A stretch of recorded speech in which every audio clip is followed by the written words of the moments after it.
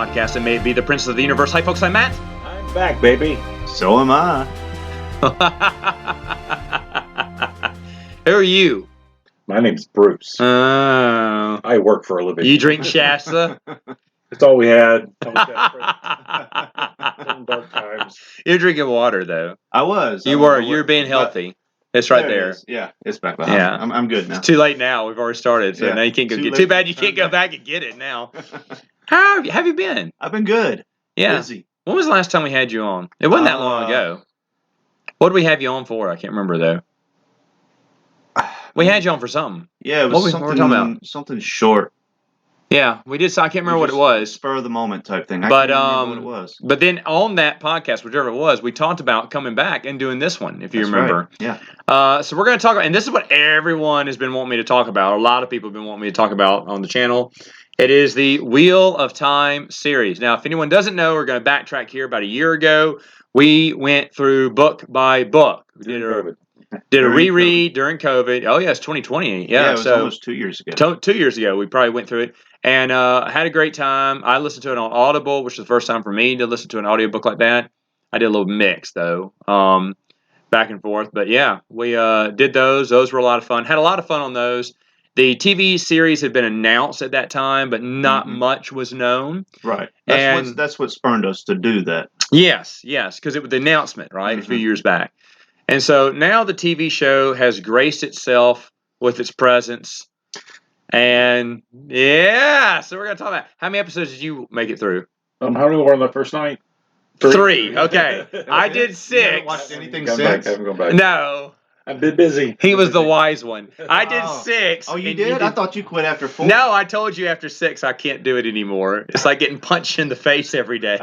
I'm sorry. I couldn't do it. I should have gone with my gut feeling after the first 6 minutes, but you did all 8. I finished. Yes, I finished all of them. I don't know whether to congratulate you or offer you a doggy bag. I don't know. It's just I watched them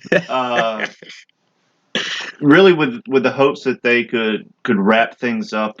I will say this: you were the most optimistic of all of us. Yes, I was very optimistic. You were the Luke Skywalker when we were saying no. There is no good in this show. I've been plugged into other YouTube channels that have been doing reviews and yes, no, you've been keeping up with it. Got their ear to the ground, and I was well aware of some of the changes and that they were going to be making some changes because there's just so much material. Yeah. Now I didn't know how big those changes were going to be. Like glaringly in the face of everything that Robert Jordan wrote. You think Robert Jordan would sit there and go, "This is nice. I should sue them because this is ripping off my book." Yeah. They didn't read it, but I got characters that do that. Yeah. I got characters of these names too. Yeah. What are they doing with the staff? Huh? Okay, so there was no staff. Oh no, the rod or whatever it's called. Oh, the oath rod. Yeah. Well, I don't know if you remember in the first book, Moraine has a staff, and then it just suddenly disappears, and she doesn't have a staff anymore after the first book. I think she loses it at the end of the Eye of the World, and then it's just gone, and it's never mentioned before. The staff mentioned again, yeah. In the TV show? No, in the book. In the very first book, she has a staff, and I think Matt stole it. Matt steals everything, apparently. I'll tell you what, I just blame it on him. Yeah. Now, so we'll start at the beginning. Let's start at the beginning. First 3 episodes, and we know that we came over to your house and watched him in the Arctic tundra. Well, at first I thought it was a good idea to go outside. You have a nice back patio with a little. It's fire pit, and a big screen TV, and so nice arena. But unfortunately, that was the night that it dropped to -10. I'm kidding. Well, it was about 25. It was pretty bad. It was cold. So that was nice. But we watched them, and I had fun more with the company. But I remember what I was saying the whole time is, okay, I see what they're doing here. I just don't know why. Right. So we're going to break down. Maybe I can talk about the good things because that will only take 30 seconds. Just like everyone says, oh, but the look of it. Yeah, the look of the land, good. You can get good cinematography. Way to go. Trollocs, excellent. Yes. Okay, now let's talk about diverse. what was Trollocs wrong. are more diverse in the books. What? Why does this show hate diversity? they had probably 5 or 6 different ones. And the Trollocs were all different kinds of beasts. Yeah, Well, I still haven't seen a bird Trolloc Yeah. or That's true. or True. one that just looks super deformed. I mean, they're all. You know who did a good job of describing that? We talked about this in one of his books, Brandon Sanderson. He kind of gave a good representation of reminding us what Trollocs were. Right. In the first of his 3 that he did. I don't remember that. But I remember because I was like, you know what, this is refreshing because we've been hearing about Trolloc, but only since the first book did we get them described. Right. And here comes Brandon Sanderson talking about these people seeing Trollocs for the first time and looking at this disfigured pig, human creature, and then there's a burger. There's a goat, crossed with a pelican, and what you're like, oh my god! And it looks really. So he kind of re-describes Trollocs for us because it's been a long time. I was going, oh yeah. Yeah. Instead of just because after a while, Trolloc was ogre to me. Right. And when Brandon Sanderson re-described, reminded us what it was like, oh yeah, they're very different. Mm-hmm. And you're right, there was no diversity there. So I thought this was a show about diversity. It obviously isn't. Well, every time you see the Trollocs, it's very dark and it's hard to, and it's always a very, the camera's moving really fast across them. You only have 1 or 2 where it's slow enough to where you can actually see what the Trolloc is. Like, okay, that's got ram horns and that one's got tusks and that one's got big hairy legs. I mean, that's basically it. That's all my wife's ex-boyfriend. So, but, yeah. The other thing, there was no diversity.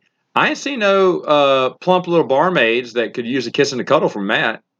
Well, you didn't watch episode 3.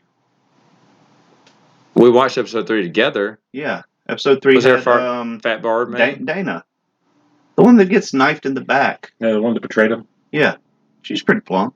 Oh, was she? Yeah. Okay. I mean, the one with the nose ring. Yeah, I think so. The nose stud that was very error. Okay. Yeah. Well, hold on now. Okay. So many people make this mistake. Okay. This is not thousands of years ago, but thousands of years in the future. In the fantasy future. Mm-hmm. Yes. Yeah. So, I mean, they could very easily have nose rings, and it could be perfectly normal. Do you like the part where she mistakes, Matt and Rand as boyfriends? Did you like that part? Yes, that was fun. That was very fun. Remember that in the book? Oh yeah. They were always sleeping together. It's like, you guys are so gay. I remember that part. Wait, no, I don't.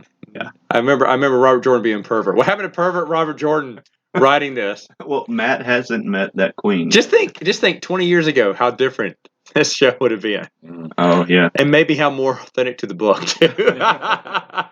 Yeah. So I don't know where to start, but I'll say Perrin being married is a mistake. I don't like it. Yes, I know Brandon Sanderson agrees with me on this. Did y'all read that? Yes, he does. But the thing is, it's awful. It is. I agree. Did he use the phrase, or am I thinking the phrase? Did he say refrigerator, girl in the refrigerator, girlfriend in the refrigerator? Did he use that analogy? It's called fridging. Fridging, yeah.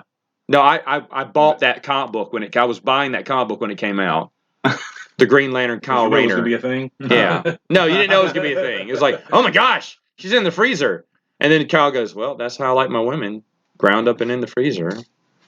Anyway, it's a Green Lantern. Okay. That's where fridging came from. Anyway, but yeah, besides that was dumb. They aged the kids. Y'all have heard me talk about this, but I just want to let everyone else know. They've aged the kids, which again, the young 20s. Yeah. And the thing is, it doesn't make sense why Matt would act so like a child at times. Mm-hmm. If he's still a teenager, I get it. I get it. I get all of them. Yeah. But if he's not, it's when they say don't touch anything, don't touch the knife. A teenager is stupid. Yeah. They do things. Yeah. But not to say you're a wise college kid, but you kind of go, you know what? Maybe. Just maybe I shouldn't touch the evil knife. I mean, see, now it doesn't make sense. Right. Well, it kind of makes sense because they set him up as a thief, in Very the early. very first episode. So Right, but now, he's not stealing he from is anyone. completely He's and just- utterly motivated by money, and Yes. so he sees a nice knife with a ruby hilt. He's like, okay, I'm going to take this. I don't care what they said. I need money. Did you? And we'll talk about this because you explained it to me. But there's a scene where they're about to. Oh my goodness! Hold on, I'm jumping ahead. Anything in the first 3 episodes? Because I got what I'm going to talk about going forward. We watched all 3 episodes in the same night, and I have not gone back to watch any of them. Good. Well, I'm glad it's several good for your episodes health. I watched twice just to see if my first impression. Please was... don't admit that on this podcast. I have not watched the last episode twice, and I probably won't. He really is a good guy, folks. He really is a good guy. I'm trying to give them a chance. I know trying to you understand what their motivations for changing so much is in leaving things out and adding things in that don't really do help. nothing to the plot. Yeah. What about that opening scene where she and Lan get in the bathtub together for some odd reason, and they're taking a bath together? He goes, "Could be a little warmer," and she goes, "It's fine as it is. Could be a little warmer." And so she does her little voodoo magic to make it warm instead of just pee, which everyone knows, instant warmth. I'm not impressed. But then Lan smiles because it's smoking and it's nice and warm for him. Yeah, we get that scene. Yeah, that over a billion other better scenes depicted. Yeah. And that's the thing. It's almost like they looked at the novel and went, "We can't work with this." I mean, seriously. Well, there's no scene in the books that shows Lan's ass. They had to do it. They had to do it. Girls want to see Lan's ass. Well, there's probably guys out there that want to see it too. Yeah, Rand and Matt. Matt's looking for a kiss and a cuddle in the end with Rand. I know. Well, see that. And then I didn't like. I'm jumping ahead. Stay within the. Is there anything else in the first 3 episodes? Nah. Okay, so when we introduced to what? Oh no. Oh, Tom is in the first 3 episodes, isn't he? Yeah. He's in the 3rd episode. He's in the 3rd episode. Okay. So, Tom, I'm agreeing with Brandon Sanderson again here. I don't like some of the portrayal of Tom, the stealing. Yeah. Tom does and everything. How they're supposed to trust him when he's already looking like he could be untrustworthy. Yeah, I agree with those. Helping them because they are not wise to the world and everything, and then he steals from them.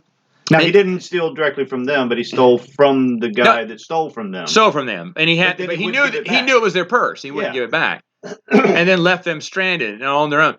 No, Tom's a Glimmerman, and they're impressed with the Glimmerman too, aren't they? In the book, Gleeman, excuse me. Yeah. So I mean, this is someone they're first introduced to him back in Emmons Field. He's supposed to be with them in Emmons Field and flees with them. No, but that change. But he's sure whatever. And yeah. Well, it's a TV change for the. It's a TV show. I don't think they need to rush it, but. No, let's say they for should have had Tom's another 2 episodes because that would have been great to have him come into town. You know, he obviously has a relationship. Yeah. They have some trust there with him. They don't know how cool he is. Right. You know, going knife throwing shit, fade fighting Tom. But you know, and that's the other thing. When he's dead, man. You know, Matt's like, get over it, Rand. He's dead. Tom didn't survive that, and blah blah. I was like. Okay, I get it because now you have to be kind of I don't care about Tom because he really hasn't been nice to you guys. Yeah. So, but I don't like this relationship at all. I don't like the direction of that relationship. It goes in everything against the whole book. Yeah. Like he's very fond of them. He teaches them how to in the books. He teaches them how to play the flute. He gives them skills. He teaches them how to earn money. And that later on come in handy when they get separated from him. Right. Because they can actually sleep in an inn without any money. And by the way, those chapters, even though not much happens, they're just making money to try to go day to day to get to where they need to go. Those are great. Mm-hmm. Those are great chapters to read about. How they're barely making their way through, but what Tom learned. They'd be boring to show. No, if every 15 minutes, it's them. I agree. I'd rather have Lan in a bathtub asking for warm water. I'm just saying there's certain scenes that you could have done. Right. And there's certain scenes the thing is, they acted like, man, there is nothing in these books to talk about. Okay, when you're talking about the slog, the 4-book, I agree with you. Yeah. But that's when you tighten up. And we talked about this when we were talking about doing our last podcast on Wheel of Time. If it was a TV show, you take a season for every book, But then on those 4 books, one season. Mm-hmm. One season. It wouldn't feel rushed either. No. In fact, you may get to a 5th book. You may go to 5 books, but that's fine because then it won't stretch out to 14, 15 seasons. It'll be more like 9, which is what we were talking about. And that's where you tighten it up. And I don't mind tightening up Dune. How they tightened up a lot of the dialogue into one 30-second conversation between Paul and Duncan, Idaho. Right. I'm fine with that. Showing you at the same time. Yeah, I'm fine with all that. Yeah. I understand we have to do that. There's no reason that for what they did here and the changes that they made. There's no reason. It will cheapen the story. Like, I don't care about Tom. If you're watching the story, no. I don't care about Tom. Why? He's a jerk to them. I could probably go and ask my wife, hey, do you remember Tom? And she'd be like, who? Yeah, exactly. Now, one of the most memorable people in the books. And that's another thing. Yeah. Are they not going to show the wolf guy? What's his name again? Elias? Is he just not? I don't know. Because I was so disappointed when he wolfed out for the first time. It had nothing to do with Elias. Those scenes are great. That's Perrin becoming a man from boy to man. Right. And they just said, you know what? That's too good of a scene. We can't film that, I guess. I don't know what they were thinking. It's like all the highlighted moments. That's seriously. Yeah. In my mind, you look at Perrin's story, that's where it begins. Mm-hmm. Right there. Well, he's just one of 3 kids from. That's when you start getting his POV, too. Because up until that point, it's all been Rand's point of view. Exactly. And then you get Perrin's POV, and so that's when he introduces Elias, and all of a sudden, Perrin can hear the wolves in his head, and he ends up killing the White Cloaks, and he's dealing with the whole what I become whenever I have the axe. So they got rid of all of that, which is trauma enough. Not a whole lot of trauma, because I didn't really quite understand his trauma and the fighting between whether or not I should have the hammer or the axe, because it all went back to him killing the White Cloaks in self-defense. So that didn't really bother me. So but them having him kill his wife, that's stupid.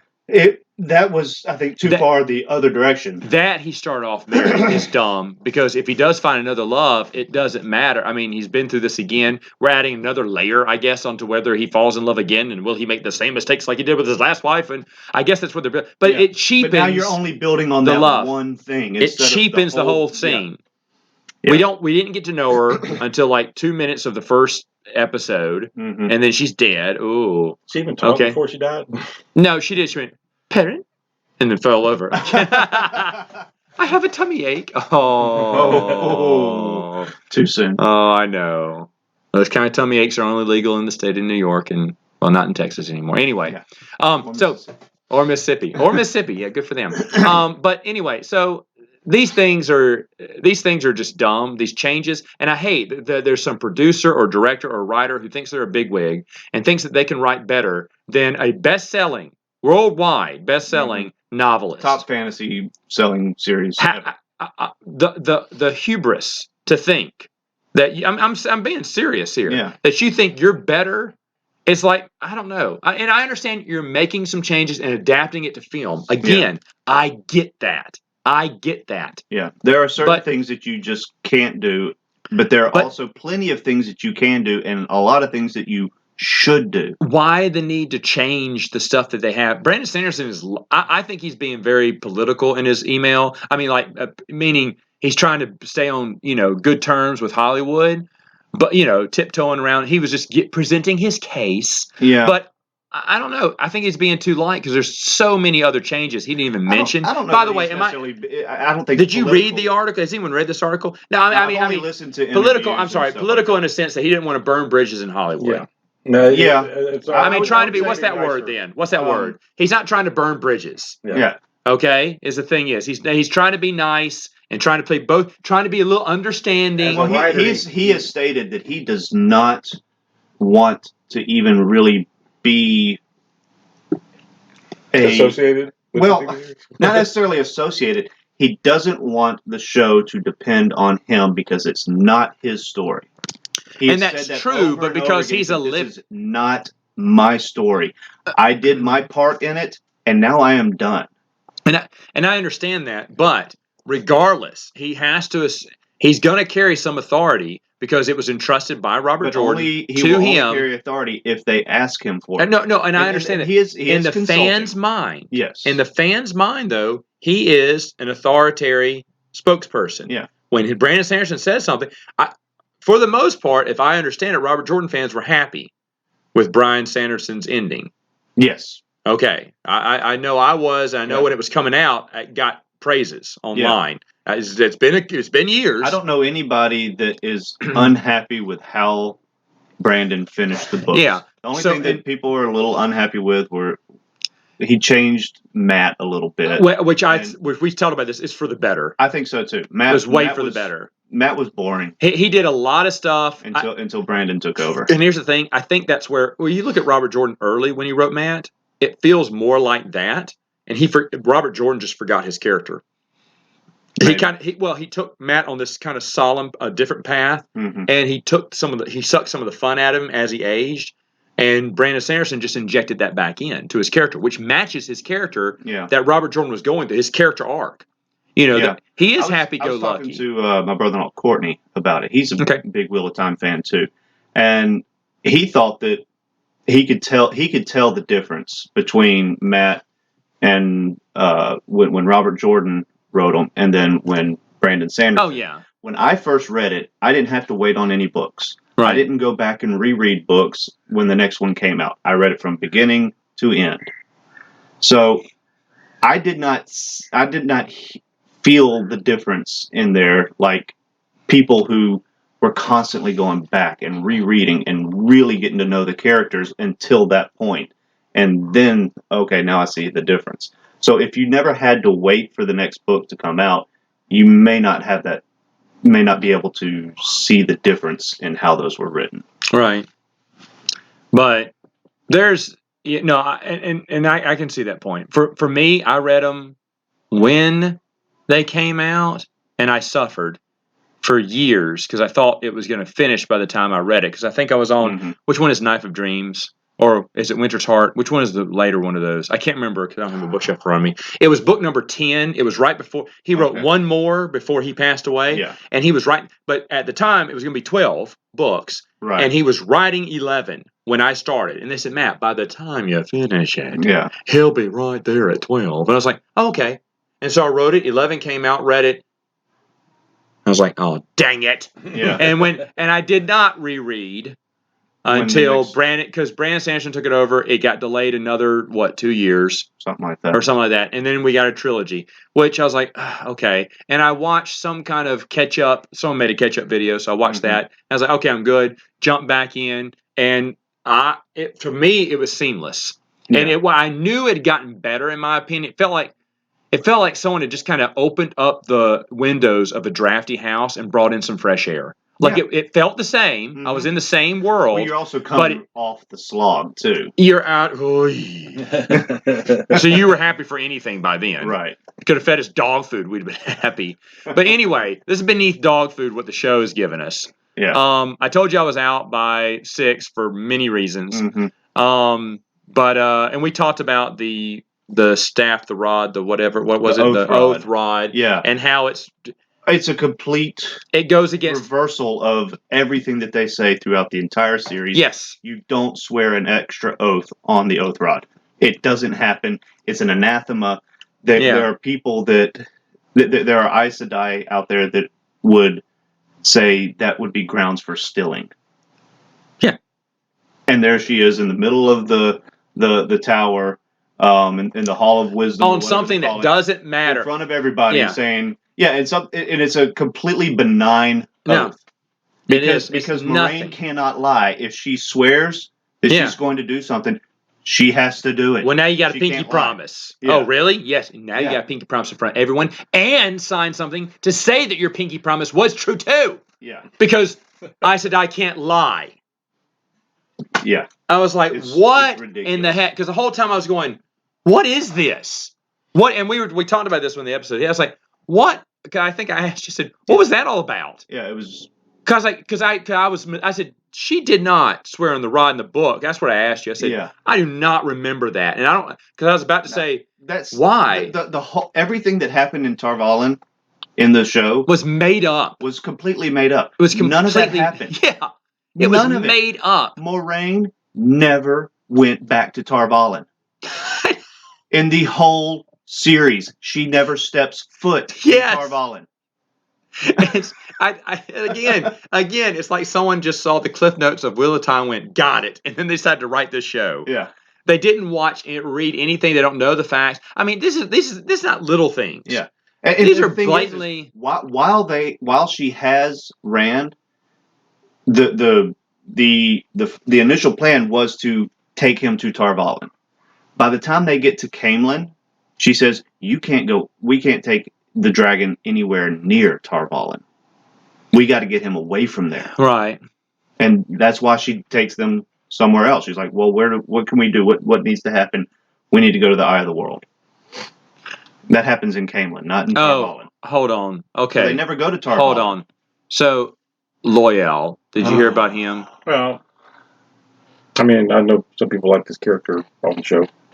He's played very well, but he doesn't look a thing like anyone. They may as well put him in a clown suit. Yeah. I mean, he's seriously. Not any taller than anybody else. No. And he says, "When I walk down the street, people scream when they see me." Why? Yeah. Because you don't look like an Ogier? Is that why? Who are you? No, you're not an Ogier. You're a fake one. Yeah. Seriously, it's like, and this is the thing. They spared no expense for this show. Right. But for some reason, when it came to his look, they said, "You know what? F it. Just throw him. Dress him up. What do we have extra? Just throw something. Just cobble that together. That works. No, I don't care. Just to put him on screen. Yeah. We'll CGI. I guess it almost feels like they said, just put him in whatever. We'll CGI over it later. It's almost that bad. Yeah. I'm not making it up. It really, because they didn't even use camera effects to make him look taller. His feet don't move. They're obviously just plaster boots or whatever. I mean, it's just. Have you noticed that? I hadn't noticed. Yeah, I mean, there's no movement in them, so it's obviously a fake. It almost looks like it was a rough cut, and they were going to CGI over it, and they said, "Yeah." The final 2 episodes definitely suffer in the CGI and editing and finishing. I'm gonna let you talk about the last 2 episodes. One last thing though, okay. And we talked about this. You and I did. The portals. Oh, the way gates. The way gates. Yeah. Loyal serves no purpose now, but yeah. I guess he's just along for the ride. Yeah. Completely underutilized. They need him. He didn't have Matt. He didn't. In fact, and right now, from what I saw, he's just extra baggage. Yeah. There's no purpose to have him along. Yeah. There's no purpose to have him along. And my favorite scene is when they're sitting there going, Matt, and Matt's just kind of standing there looking at him. They're like, Matt, hurry, run. And no one can just get up there and go grab him or whatnot. But you explained to me what had happened. Yeah. And this is crazy. The dude walked off the set after that and never came back, and they have to recast Matt. They had to shut down. After filming that episode, they had to shut down due to COVID. Everybody had to leave Prague, and he never came back. Huh. Yeah. Interesting. He's done. He probably knew how... They've already recast him. They've got another guy playing. So how they finish the season? He's not in it. Huh. He's in one little scene that shows him with a cloak in Tar Valon. And the odd thing is, in that scene, it's so awkward because it's obvious they had just stock footage of him, and they just had to keep playing it because he's just standing there. Yeah, just looking off in the distance, like. But he's supposed to be looking at them, but it's obvious he's not looking anywhere. He's just looking over in the distance, and they're going, Matt, just shows him just looking. It's just the same clip they keep because they want to make it look like he's just staring, but it's the same clip. Yeah, like the hair flies in the same way and everything. Did someone hit repeat on my DVD? What's going on? And then I thought that was, but I was complaining about how stupid it was, and Steve goes, "Well, you know what happened, right?" I went, "No." So that makes sense, but it looks bad. Yeah, it really does. It is a weak ending to episode 6. You're supposed to be like, "Oh no, he didn't," but you're like, "What is he frozen in time? What is?" Yeah. What I mean, it really looks bad. The last 2 episodes. But I think he said, "You know what? This is not Wheel of Time. I was promised this Wheel of Time, and whatever we're in, it's not the Wheel of Time. I got to get out, get my agent on the phone." He's the smart guy. Yeah. He's the guy they won't remember. Right. Part of the train wreck. But go ahead. Go ahead. The last 2 episodes, especially episode 8, suffers from him not being there because, we won't skip episode 7. So they're in the ways in episode Yeah, this is 7. all you're traveling alone here. So you tell us, Bruce bowed out after 3 episodes. Now I'm out. You Yeah. talk. So the ways are they're different from how I imagined them, but they did a pretty good job as far as visually showing the ways. But they missed out on a lot of opportunities in there for it to actually utilize Loyal, because he's just basically a walking dictionary history book, and he gives almost nothing. He's like, oh well, these platforms and islands used to be covered in trees. Did the And rain turn to go? why Why were did they we even built? bring you? Why were they built? Who used them? He knows the Why do we history. need you for this? Yeah. Like, Again, pointless. they come up on a one-way stone, and it's kind of marred and mangled and stuff like that. And they're like, "Can you still read it?" And he's like, "I'm going to need some time." And that's about it. That's the only thing that he's used for. And That's sad. yeah, He's a great character, he and they demeaned him to it's a this. perfect opportunity for an exposition dump while they're walking through the dark ways. There's really nothing visual to show Yeah. you, and you could have Loyal do what Loyal does, is constantly talk about The history Master of this. Hammond Yeah. and what he taught and what Loyal knows Yes. about whatever it is that they're doing, and why they need him. And then what was really dumb is Moraine had to channel to get into the ways, which Yeah. is completely wrong. They're Right. supposed to use the leaf, Right. and put it in the right spot, and it opens. Right. And then there's a leaf on the inside, and But they it- move it, and it closes. But weaving's cool. So that's what we But once they we get got. in No, we there, got to weave to do everything now. yeah. Well, And weave to make the water once they warm. get in there, they want Moraine to open the gate back up so that they can get Matt. Okay. And Loyal said that will be impossible because if as soon as you channel in here, you attract Machin Shin, the Black Wind. Well, what about channeling to get it open in the first place? Exactly. Oh, that's awful. Yeah, it's really, really, really And no one dumb. questions this, right? No, nobody questions it. Oh. Okay, so then they find out that there are Trollocs in the ways. One of them attacks. Egwene channels and knocks it off. It falls into the pit and everything like that. And then they say, well, how far is the gate to the Eye? And he says, it's a day's ride. We don't have time. How about Faldara? Oh, that's just down the road. Okay, so they're running. They get there. Machin Shin's catching up to them because when Egwene channeled it. Anyway, so Right. Machin Shin's there, and it's speaking in their minds, their worst fears, and this, that. And so it's like, it goes to this person, and it gets in, and it goes to this person, and so on and so forth. Moraine is trying to channel to open up the gate, and Machin Shin's speaking in, what's her name? Nynaeve's head. It's like, they're all going to die because of you. You can't protect them, this, that, and the other. And she's like, oh, yeah, bullshit. I can protect them. And then, of course, she explodes with a weave that protects them all. Yeah, Deus Ex Machina crap. It's just, I mean, it's... Does Nynaeve tug on her ponytail? She does one time. Oh, she does tug on the ponytail? She does. Oh, my gosh. It took them 7 episodes. 7 episodes. She tugged on it back in Tarvalon. I don't remember. When Moraine accused her of nearly killing Matt because of her pride. I love how she she's does just. tug on her I love how brain she's just portrayed as a silent, stoic person because that's who Nynaeve is in the books. Yeah, and Lan's the one that like spills all of. Oh his feelings yes, all oh over the yes. place. Nynaeve's not like, and when she gets mad, she's not mad at you. She's mad at herself, but she has to contemplate Mhm. and just be quiet and think for a while because that's who Nynaeve is. Right. She just misunderstood because we can't. God forbid we can't have a stubborn woman. Stubborn angry woman. Stubborn. We can't have that. No, Yeah. can't have that. Can't have that because none of these women are stubborn. But what makes not the only thing, but another thing that makes very little sense is so they can't make it to the waygate that comes out at the Eye, but they can Right. make it to the one that comes out at Faldara. So they get out, and you can see Faldara. Wait. Did she weave on Feldora? Did she open up the waygate there? Yes, Moraine does. Moraine is. Wait a minute. What happened They've to already attracted Machin Shin. Oh, so it doesn't matter now. F it. Right. Yeah. Which Well, I we should guess go back and get Matt then. That was the. Well, then you close it. All Let right. it pass Anyway. and then go again. Yeah. Yeah. Well, they open it up, and there's Faldara, and they arrive the same day. They meet Lord Agamar, one of the great captains, And then they say, at some point somebody asks, we leave in the morning and it's a day's ride to the eye. So why in the world would they want to go straight to the eye anyway? Is this It's the same distance, right? It's basically the same distance. It's a day's ride. Wow. Because we got more episodes to talk about. Because reasons. We need another adventure. Yeah. In between here. Yeah. So we took a shortcut to go the long way. Right. It's great. It's great.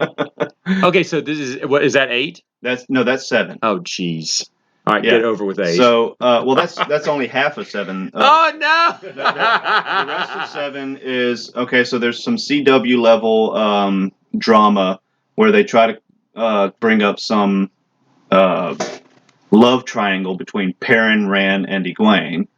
Perrin and Rand have the hots for each other. So they both love. They both love Rand. They both love Rand. Now I knew they were going to do that when they showed Perrin and Egwene with the leaf blower people. Leaf blower. I hate how they're portrayed too. Anyway, I thought they did a good job with Brandon Sanderson again. He said these are peaceful people. They're dog maul things. It's their way. Okay. But anyway, I'm a leaf on the wind. So Moraine finally tells them is anybody that's not the Dragon Reborn that goes to the Eye of the World is going to die. And so they're like, well, why should we go? And then Perrin completely pusses out, like, we shouldn't go, we might die. And I'm like, that's not Perrin at all. No. But it hasn't been Perrin since the very beginning, so right. I forgive him. And then of course they make Egwene as like the strong one. It's like, I'm going, I don't care. Of course. And then Lan, Moraine sends Lan to easy for her to say. She's say his goodbyes and stuff because he grew up in Valdara, and so he goes, and Nynaeve follows him and ends up having dinner with some of his, adopted family. It's so nice that she's part of Lan's family at the very beginning, then they go where this doesn't happen till the very end of the series. Right. Then they go back and make Whoopi. Already? Oh yeah. Yeah, they completely fast forwarded their relationship. Oh my goodness. Completely. Yeah.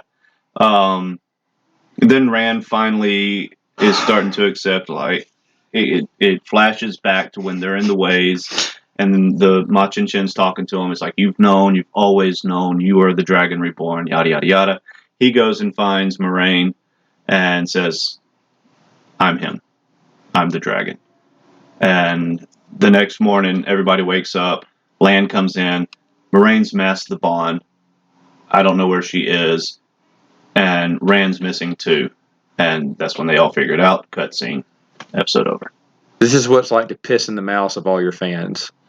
That's what it's like. That is awful. Okay, go get with 8. I've lost. My gosh. So in 8 opens up Rand and Moraine's walking through the Blight. Which instead of just natural things in the landscape being corrupted by the Blight is just this tangled mess of vines and trees that they have to walk through. So how you get all the Trollocs through there to attack Baldar, I don't know. They could have just followed their path back because they're going to the Eye as if that is the Dark One's prison. They've set it up to where the Dark One's prison is not at Shale Ghul, it's at the Eye. And that's where he's sealed, and that's the boar and everything like that. So if all the Trollocs are coming from the Dark One's area, all they got to do is follow the path. I mean, they wouldn't have to like trudge through the... No, we don't go through the bramble, no. Yeah. So... I don't understand that, or maybe they are just really relying on the unreliable narrator thing, and this is where they think the boar is, and this is where he's supposed to be, but it's not actually where he is. Anyway, they encounter the Dark One, because good, and he takes them into a dream. And says, this is what your life could be like. He's got Egwene there with a baby, and he's like, all you got to do is channel to make this actually be. Right. And then it switches back, and, he's basically in a trance at the Eye of the World with Moraine, and Moraine is trying to fight against the Dark One, and he does something. He either steals her or just shields her. And the jury is still out on which one it actually is. Anyway, Rand makes the right decision. Moraine had given him an Angreal to channel through, and he uses that and destroys the human representation of the Dark One. And as he's destroying him, the guy smirks, and then the seal breaks under them.